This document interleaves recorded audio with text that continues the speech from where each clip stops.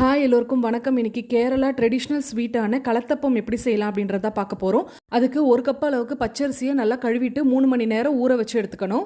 3 மணி நேரம் கழித்து ஊற வச்சிருந்த பச்சரிசியை மிக்சி ஜாரில் சேர்த்துட்டு ஒரே ஒரு ஏலக்காய், 1/4 டீஸ்பூன் அளவுக்கு ஜீரகம், கொஞ்சம் உப்பு சேர்த்து அரிசிக்கு ஈக்குவலாக தண்ணி சேர்த்து நல்லா மழிய அரைச்சி எடுத்துக்கணும்.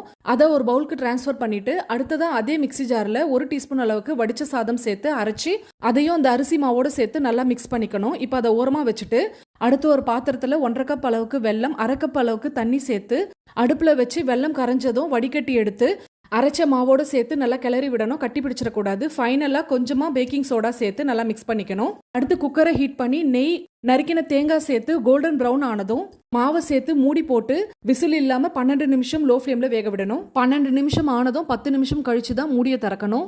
நல்லா ஆறுனதுக்கு அப்புறம் தட்டினாலே போதும், கலத்தப்பம் வெளியே வந்துடும். ரொம்பவே ருசியான கலத்தப்பம் ரெடி. ட்ரை பண்ணிட்டு ஃபீட்பேக் சொல்லுங்க. பாய்.